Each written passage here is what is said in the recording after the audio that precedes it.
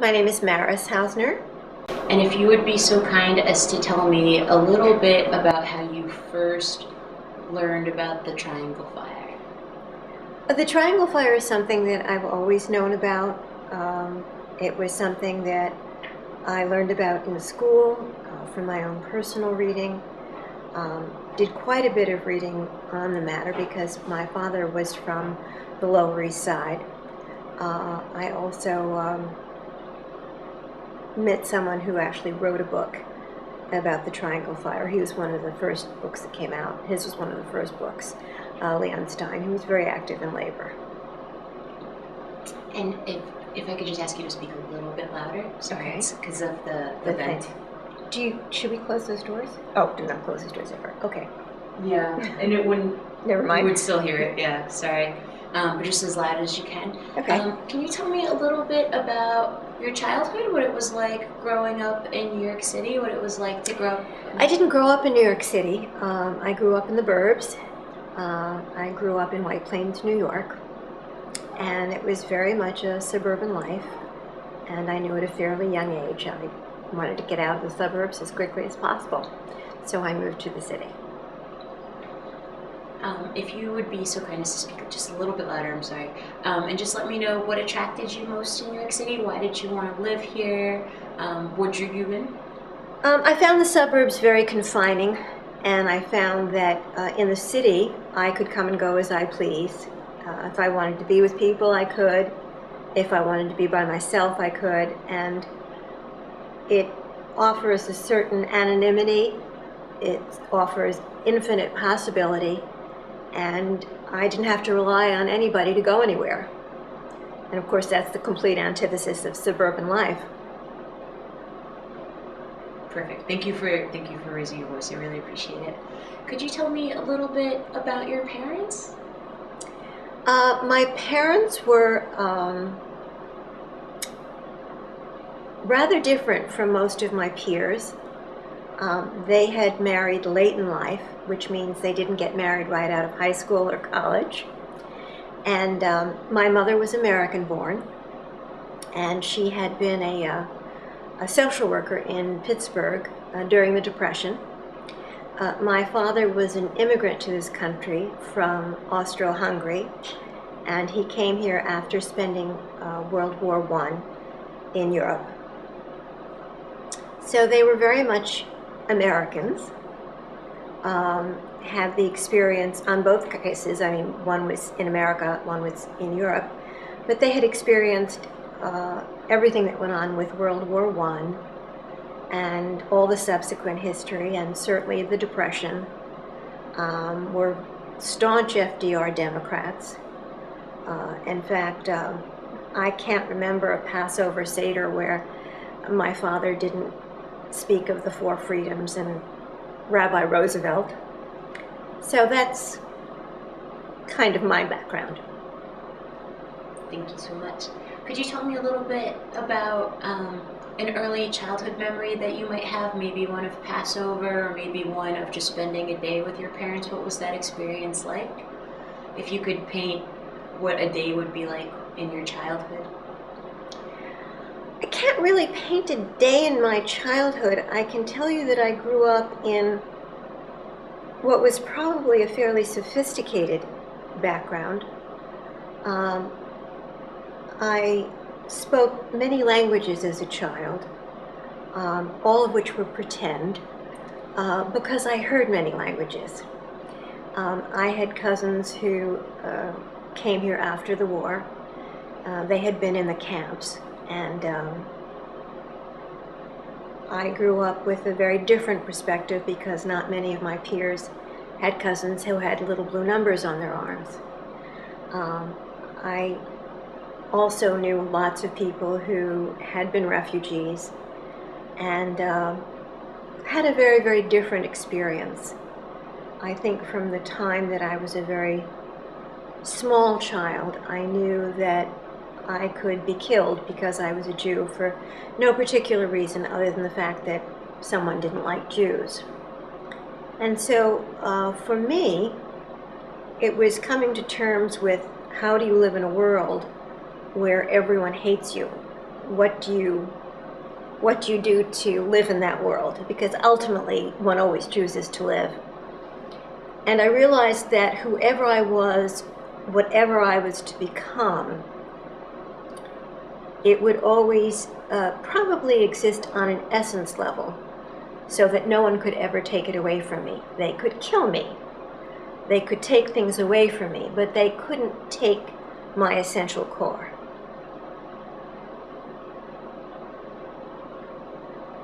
I feel the same way. My grandmother always said that education came first, and she always said that they can take our homes and they could take our loved ones, but they can't take our minds. Right. And she was someone who didn't have a formal level of education, but read all the classics and taught her children how to play instruments, and really worked hard to be a very cultured woman. Well, I think, that's, again, part of my inheritance, because essentially I don't come from a labor background. I don't come from a working class background. But my home was one where there was tremendous intellectual curiosity. There really was nothing that was off limits in terms of learning.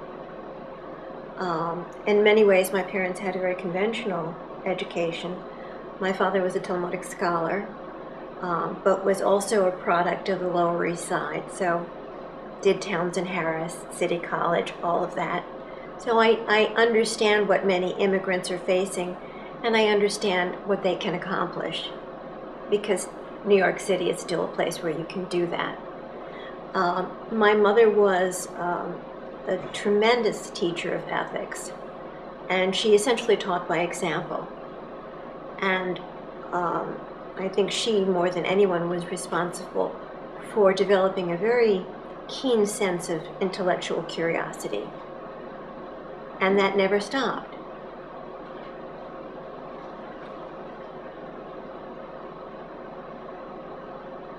And thank you for sharing that with me.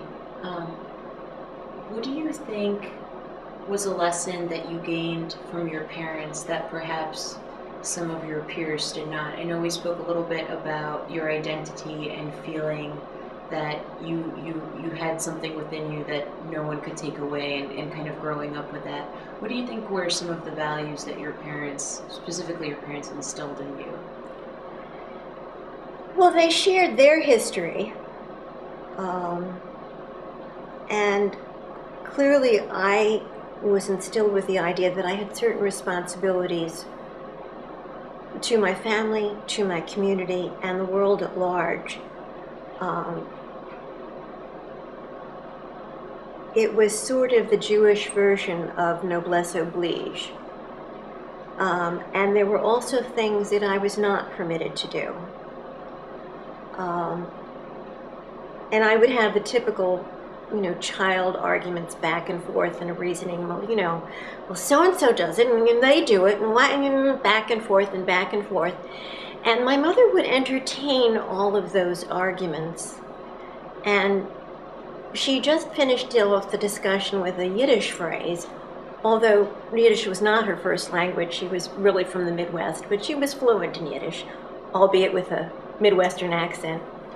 But she kind of gave the final word, and that was something that I was raised with. And the term was "zepasnisht," and the rough equivalent is it's inappropriate. Then what was she was saying? It was inappropriate for someone of our standing to engage in that kind of behavior. And so it may have started out with something in school, but I was always conscious of a certain code of behavior that I had to exemplify.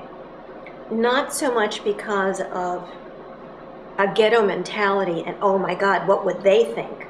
But this was a very active, positive role that I was instructed to do. Now we refer to it as repairing the world, tikkun olam. But this was something that I had to be a part of. In a religious sense, I suppose it's the idea that for the Jews, the Messiah hasn't come yet, and the Messiah will only come when there is unity in the world. And so it was my job to, in whatever small measure I could, to help bring some of that unity.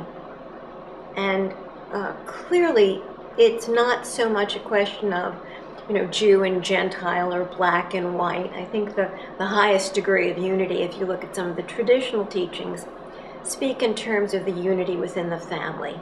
And that may be the immediate family or the community. But clearly that was part of what I was responsible for, and certainly from a fairly young age. Thank you so much. I was wondering if maybe we could speak about your growing up with the sense of responsibility and the sense of giving back and serving your community, and how that correlates with your work for the Remember the Triangle Coalition, because obviously you're giving so much of yourself in order to help people remember this important event. If maybe you could speak a little bit about your commitment to the cause and why it's so important to you as loudly as you can. Well, I've always been what we like to call around here a troublemaker, and I say that with great pride. There always have been causes that I've been drawn to.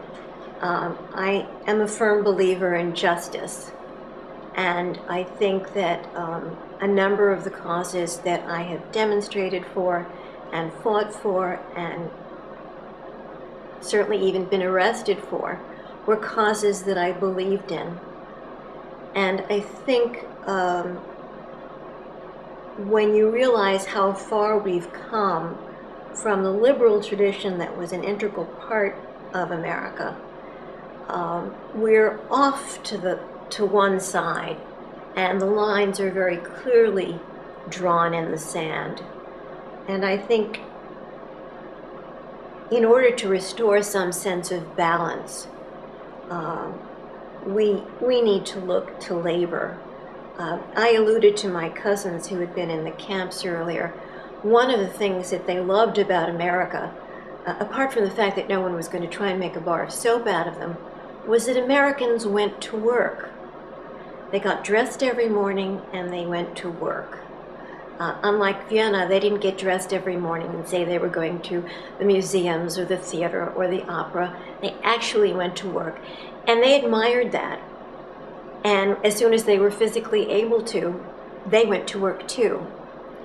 But in recent years, America has become a place where Americans can't work. And it doesn't matter who they are. It's across the board. You're either too young, or you're too old, or you're too this, or you're too that, or whatever. And Americans, for a number of years now, aren't working. And many of them are qualified, they're skilled, and they have many, many, many years left in which they can make a contribution. And I don't know why our country feels we can squander that human capital, but that's what we're doing.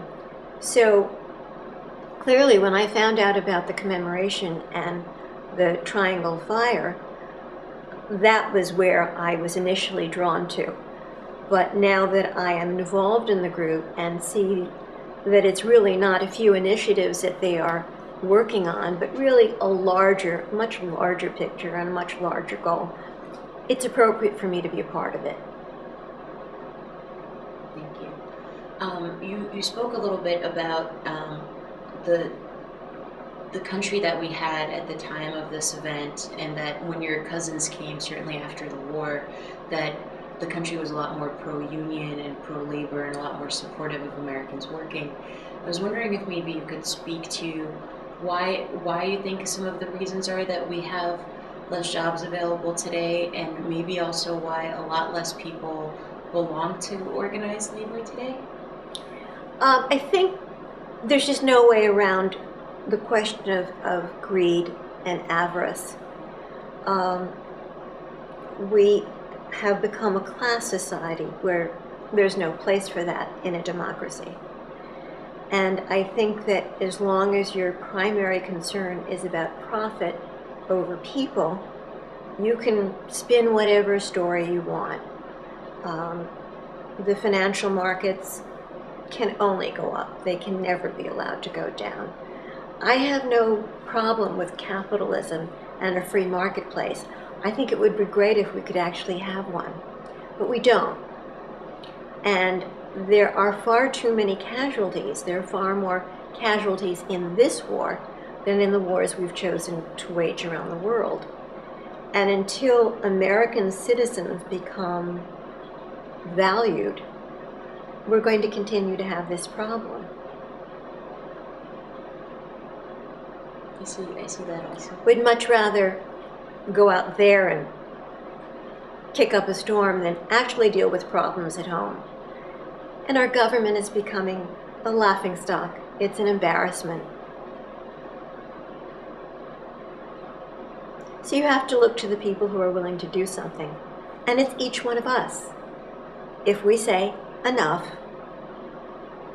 and say it with one loud, clear voice, and let them know, as with any bully, I'm not going to take it anymore. It's, kind of like that line from Network.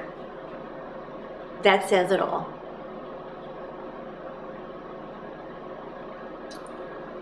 I was wondering if we could maybe speak a little bit about the organizations that participate with the Remember the Triangle Coalition. I saw it when I attended the event that the United Workers were there, that their Jewish labor signs were posted. I was wondering if you could speak a little bit about the kinds of organizations that come together and collaborate to raise awareness as loudly as you can. Well, on the face of it, clearly we have a lot of support from the labor community. That's a natural alliance. But when you look at the fire itself, it touched a number of different areas. Certainly Jewish women, women in general, Italian immigrants, now immigrants of all kinds, because as we said earlier, the countries of origin and the languages change, but the way these immigrants are treated is virtually the same. There were people at the event who had family members who were in the fire department, so fire and safety. There are about 4 or 5 or 6 areas that actually had something to do, some voice in the fire, and they're a natural alliance for us. And also there are numerous historical preservation groups in the city, and this is, of course, a landmark building that we're talking about. This is an iconic historic event. So we really have a fairly broad base of people who choose to support our efforts. Great, thank you. And as loudly as you can, I was wondering if maybe we could reflect for a moment why in some ways this is a very well-known event, especially compared to perhaps other events that primarily deal with women's history.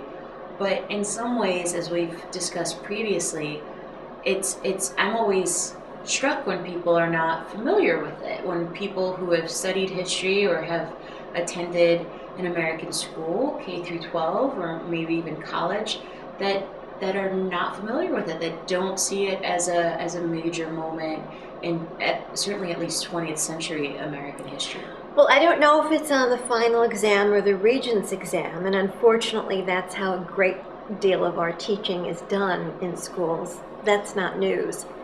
I don't know why people don't know their own history. I certainly do, and I know the history of lots of other groups. Maybe it's that lack of intellectual curiosity. I can't say that it's all of the different tools we have, because you can Google almost anything.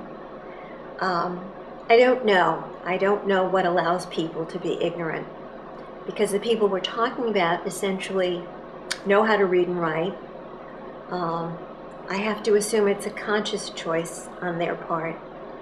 I think that there's a great deal about this country that has to do with presenting an image of being terribly successful, terribly together, everything is fine, and I don't want to know or associate with that or anything that's unpleasant.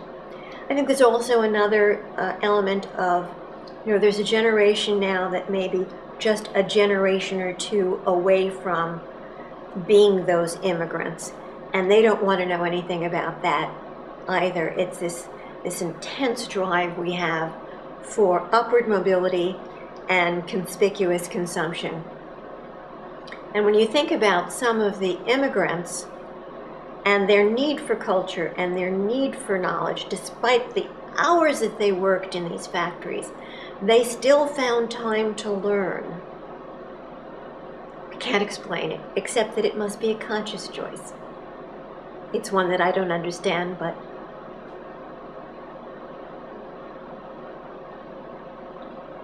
do you think that the immigrants that are coming today are facing similar or maybe different challenges than the challenges that were faced by the immigrants that came at the beginning of the century, especially to urban centers?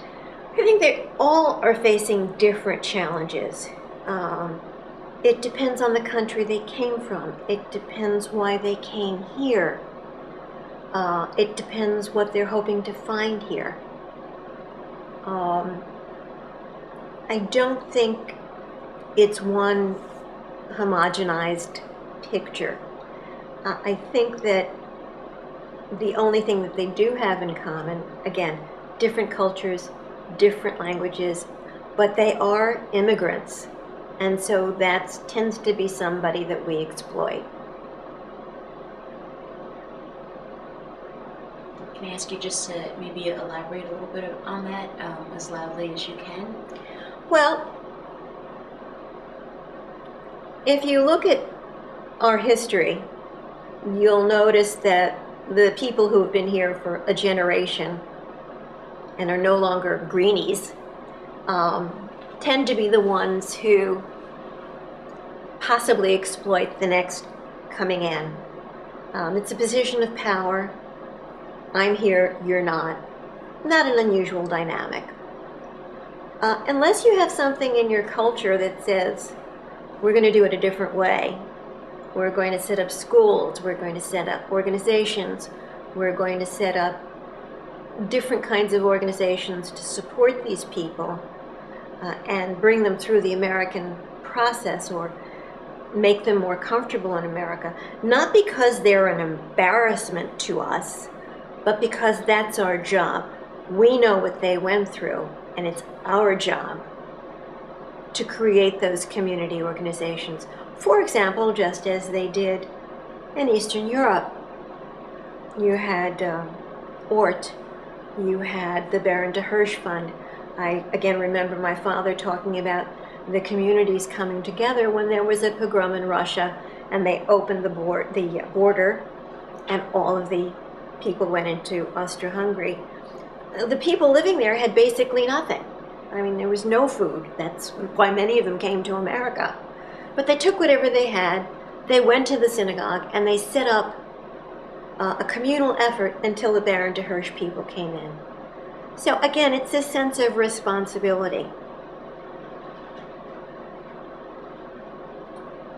I wonder what enabled people to have this great sense of responsibility at that time. And in many ways, I'm wondering where that is today. I know the people of my grandmother's generation had very little in terms of material possessions, in terms of financial resources, but I do remember a great sense of community and, as you mentioned, social and human capital. The idea that when the children were playing outside, somebody's mom or somebody's grandma was always watching over everyone's children, that everyone's children were safe because of that. And a great sense of, you know, everybody would cook for different holidays and bring the food to the school because we didn't have free or reduced lunches in school, or schools didn't serve lunch. I'm sorry, can I ask you just to, sorry. And I was wondering, maybe today Americans are less and less financially secure and have, most working class Americans have even less opportunity, but it seems like people are not coming together like they used to. Well, I think that's not quite the entire picture. I think, as with everything, we have what our politicians and the press are talking about, which is, God forbid you do this because it smacks of socialism. And yet you have people all over the country who, I mean, we saw it on television. They brought bags of clothes to be transported down to the victims of Katrina. We have people who, on a regular basis, participate in contributing to food pantries in their own communities. This is something that I think people in a civilized, moral society do. You know, I don't have a problem with socialism. I'm not as afraid of it as a lot of the people out that we hear about endlessly. For me, the universe is a very bountiful place. There's enough for all of us. But the idea of being responsible, again, I have to go back to my Jewish roots with the idea of Klal Yisrael. There is a community, and we are obliged to be responsible for them. And it, you know, it's the old cookie thing. Even if I have one cookie and it's an Oreo, you get a half and I get a half. That's never been a problem for me. That's how we live. If it's a problem for you, whoever you are out there, you need to take a look at it. I seem to remember about 10 or 11 years ago when everybody was running out to take a construction worker out for beer after they moved the rubble from 9/11. Where did that go? Where did our sense of we're all in this together go? That was very short-lived. I was wondering if I could ask you to elaborate a little bit about that moment. I know that you're part of the New York City community. I know you have a great care for the city. Maybe to speak a little bit about September 11th, because it seemed to me, as someone that's also in New York, that there was a moment where people really came together and were supportive of one another. And I know a lot of people still do community service, but those people were the same people that probably did it before the tragedy. But maybe if I could ask you to reflect a little bit about that moment and how you felt about the sense of community and maybe how it feels now. I think that the sense of community, I don't know what that was about because it wasn't real. If it were real, it would have lasted. If it were real, people would have walked away from that experience and said, what can we learn from this? And I tend to think they didn't learn anything from it. As you say, the people who would have done it anyway would have done it anyway and continue to, whether it's a 9/11 or a blackout or a whole host of other things. There's people's first response is to go in and help. And there are other people for whom they are so entirely self-absorbed that this is not something that's ever on their radar screen. I can't explain that.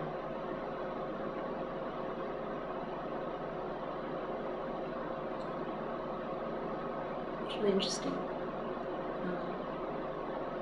I was wondering if maybe we could also speak a little bit. I would love your reflection as loudly as you can, including my question and your response. What are your thoughts on the Occupy movement right now? My thoughts on the Occupy movement are, what the hell took you so damn long? I am totally there. I have demonstrated with them. I will continue to. But I'm very proud of what they're doing. And I think that they have ignited a spark that's really been more than a shot in the arm to a lot of people. I'm not worried that they don't have a plan or a leader. Although if you'd come up with a third candidate, I think that would be great. But I think they need to grow and evolve and continue, and they seem to be doing precisely that. So I think it's terrific. If maybe you could just add a little bit more and let me know, what do you find inspiring about it, or what do you find hopeful about it? I find hopeful that because in the demonstrations that I've gone to, it's very much a mixed bag of who shows up, which is to say fully integrated. It kind of shuts down these young people today speech because they're all there. And yet there are people who were demonstrating in the 60s. There are people who are disabled. Talk about being marginalized. There are people of every color you can possibly imagine, and language, and political point of view. I might not agree with all the political points of view, but this is America, and they have a right to be in a public space demonstrating peacefully.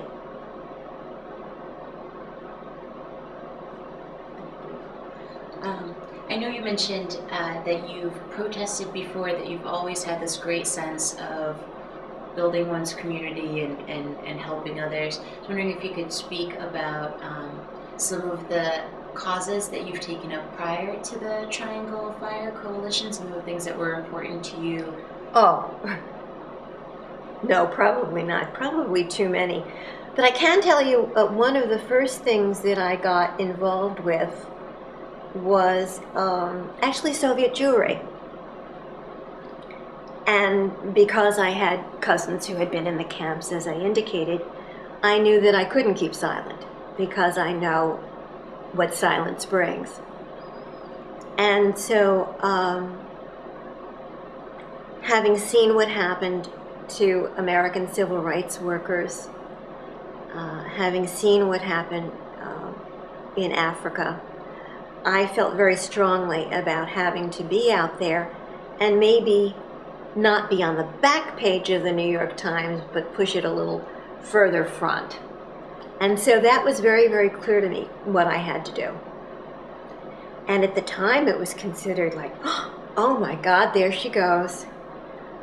But, you know, you're here.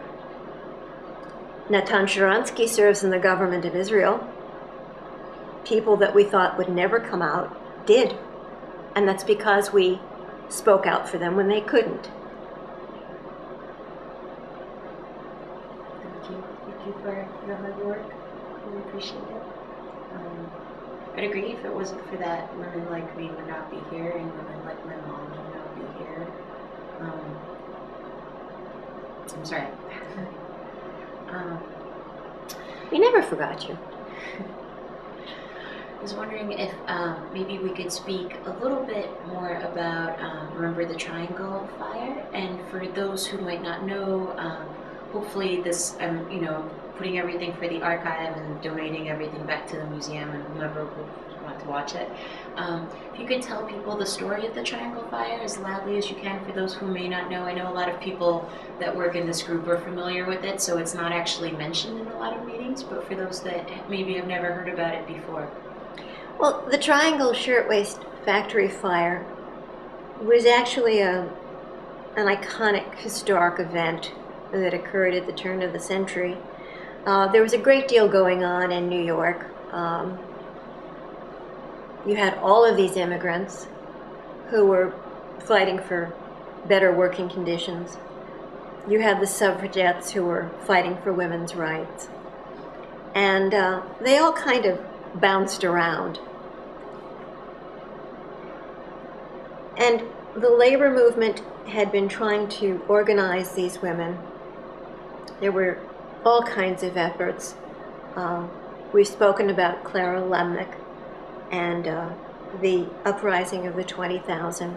It was a historic event when women simply walked out of factory jobs and jobs that they desperately needed, not only for their own livelihood, but for families that they were sending money to back in Eastern Europe and Italy. And the uprising started out with a couple of thousand, and it just kept growing and growing and growing, and thousands of people joined. And because of their efforts, a number of the factories realized they had to do something. And so they changed the working conditions, and they allowed unions in, and finally were able to go back to manufacturing, because that's how strong this walkout was. But unfortunately, one of the factories, the Triangle Shirtwaist factory, which had been started by people who were actually immigrants themselves, and a generation later became capitalists with a capital C, were adamant that they would not allow these girls to tell them what to do, and they were adamant that they were not going to have a union. And they felt that by having state-of-the-art buildings and state-of-the-art equipment, they had fulfilled their obligations. And they had a habit of making sure that the girls didn't steal, because you gotta watch those immigrants. And so there were really horrible conditions on the factory floor.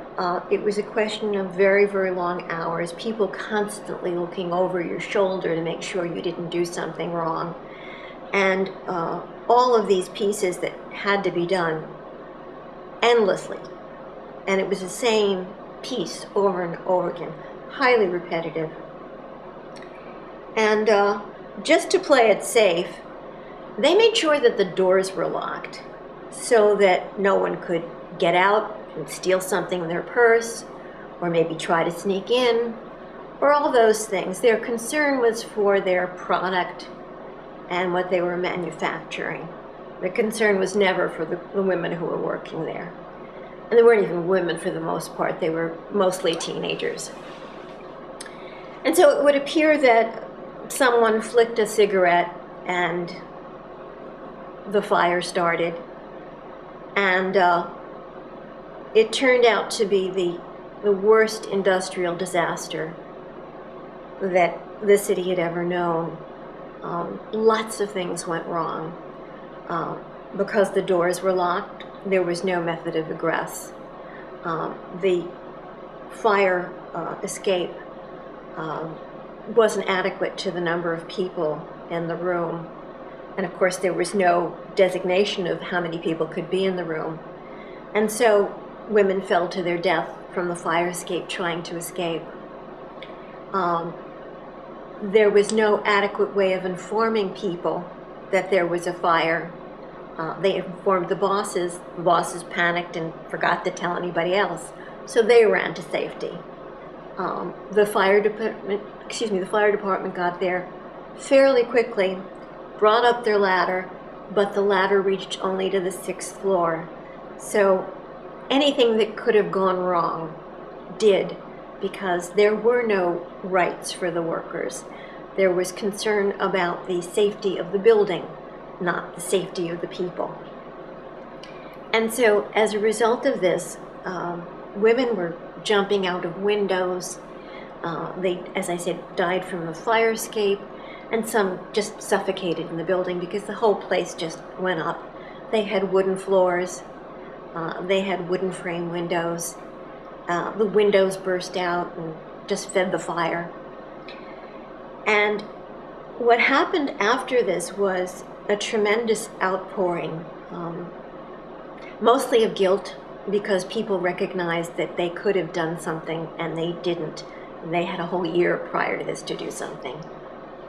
And so as a result of that, as a result of the death of those 146 people, there were enormous changes made to the workplace and working conditions and working hours and things that we just now take for granted. And that's what came out of the Triangle Shirtwaist Factory fire.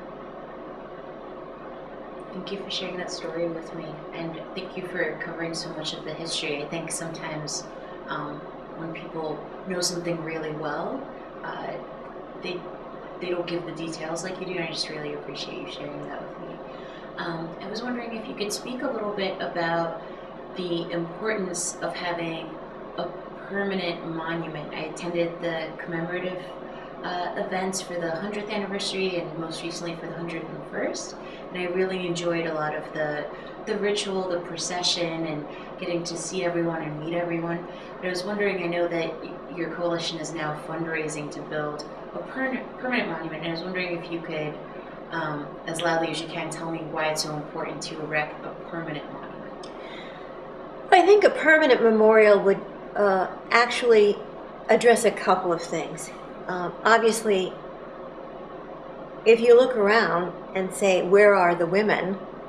They're not there. They're individual memorials all over, but they're not in places that people can easily get to. And we envision this as a piece of public art developed in a grassroots effort that will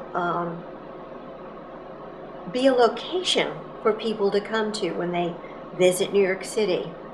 Because this is not a New York City event, it's an event that affected our history as a nation.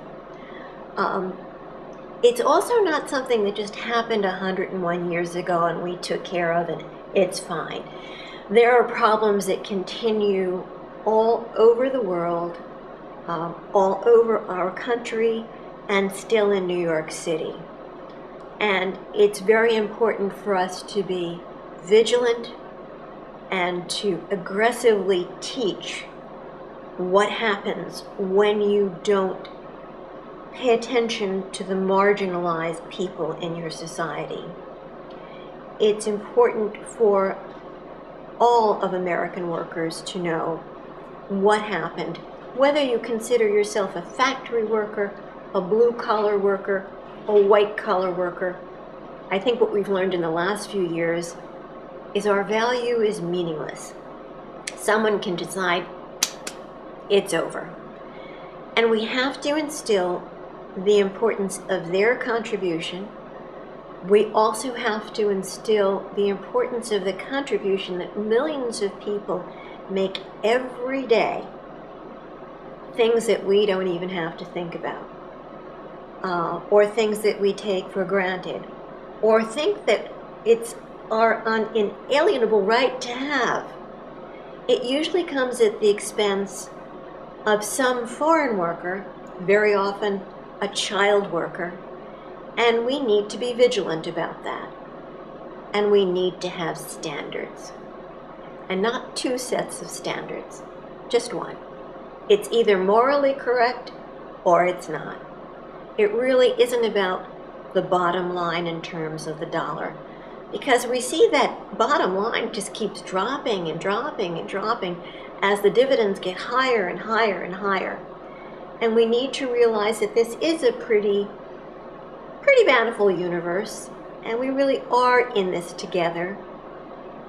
And people need to be able to have a living wage, they need to be able to have health care, and they need to have the opportunity to educate themselves, whether it's the concept of bread and roses. I like to add bread and roses, hope and justice. We all need that. And I think that is what the coalition is striving to achieve with the memorial and subsequent programs around it and subsequent educational opportunities around it. You know, we thought of one small thing, and yet all of a sudden this has sort of taken on a life of its own, as any creative process, and it's evolving into a great deal more. And I find that very exciting. I was wondering if you could tell me where the phrase bread and roses comes from and what it signifies as loudly as you can. Again, another bit of labor history. There was a very famous strike in Massachusetts.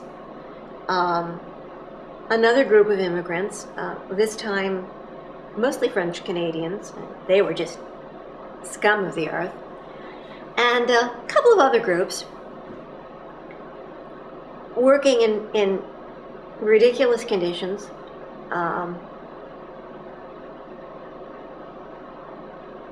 dehumanizing conditions. And there seems to be this need, and I'm not sure why it's a question, but there seems to be this need to have more than money to pay bills. There are actually people who want education and knowledge and culture and beautiful things. And so one of the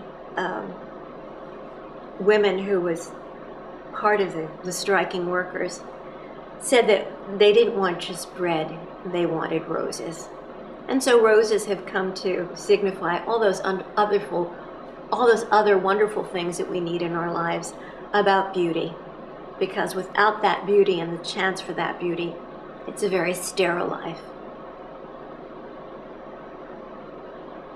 Thank you. It's beautiful.